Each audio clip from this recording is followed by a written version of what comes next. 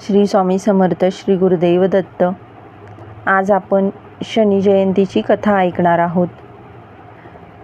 नमस्कार मित्रांनो, आपल्या सर्वांचे स्वागत आहे आपल्या चॅनल श्री स्वामी गुरुचरण सेवामध्ये. आज आपण जाणून घेणार आहोत शनी जयंतीचे महत्त्व आणि पवित्र कथा. ज्येष्ठ अमावस्येच्या दिवशी शनिदेवांचा जन्म झाला, म्हणून हा दिवस शनी जयंती म्हणून साजरा केला जातो.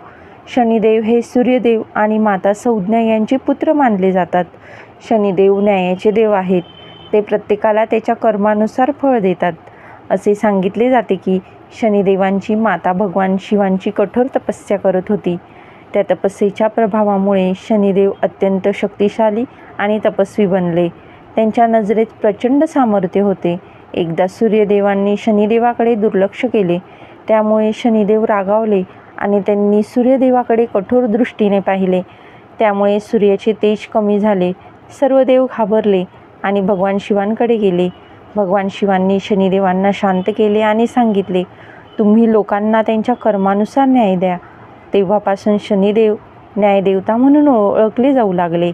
मित्रांनो, जे लोक सत्य, प्रामाणिकपणा आणि चांगले कर्म करतात त्यांच्यावर शनिदेवाची कृपा कायम राहते. पण चुकीचे कर्म करणाऱ्यांना शनिदेव शिक्षा देतात. शनी जयंतीच्या दिवशी शनी मंदिरात जाऊन तेल अर्पण करावे, काळे तीळ, काळे वस्त्र दान करावे, पिंपळाच्या झाडाला प्रदक्षिणा घालावी आणि ओम शम शनेश्वराय नमः या मंत्राचा जप करावा. चला मग शेवटी सर्वजण मिळून मंत्र म्हणूया. ओम शम शनेश्वराय नमः. ओम शम शनेश्वराय नमः. व्हिडिओ आवडला असेल तर लाईक करा, शेअर करा आणि चॅनलला सबस्क्राईब नक्की करा. शनी जयंतीची जातकथा आता आपण ऐकणार आहोत. एका गावात एक गरीब पण प्रामाणिक ब्राह्मण राहत होता. तो रोज देवपूजा करून मेहनत करत असे, पण त्याच्या आयुष्यात खूप दुःख आणि संकटे होती. घरात पैशांची कमतरता, आजारपण आणि सतत अडचणी येत होत्या. एके दिवशी गावात एक साधू आले. ब्राह्मणाने त्याची मनापासून सेवा केली. तेव्हा साधूने सांगितले, तुझ्यावर शनिदेवांची साडेसाती चालू आहे, पण जर तू श्रद्धेने शनी जयंतीचे व्रत आणि कथा ऐकशील तर तुझे दुःख दूर होईल. शनी जयंतीच्या दिवशी ब्राह्मणाने स्नान करून शनिदेवाची पूजा केली.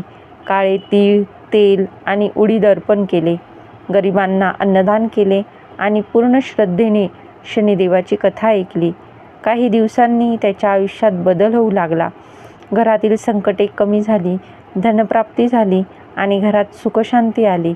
तेव्हापासून अशी मान्यता आहे की जो भक्त श्रद्धेने शनी जयंतीचे व्रत करतो आणि कथा ऐकतो त्याच्यावर शनिदेवांची कृपा होते आणि संकटे दूर होतात.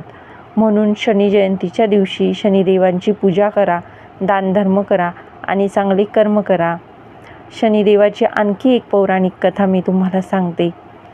एकदा राजा विक्रमादित्य यांच्या दरबारात सर्व ग्रहांमध्ये कोण श्रेष्ठ यावर चर्चा सुरू होती. राजाने सर्व ग्रहांसाठी वेगवेगळी आसने ठेवली. त्यामध्ये शनिदेवांचे आसन मागे ठेवले.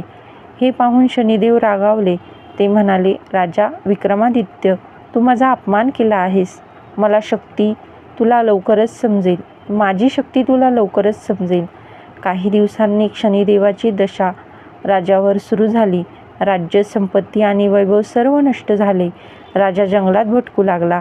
त्याच्यावर चोरीचा खोटा आरोप झाला आणि त्याचे हातपायही तोडले गेले.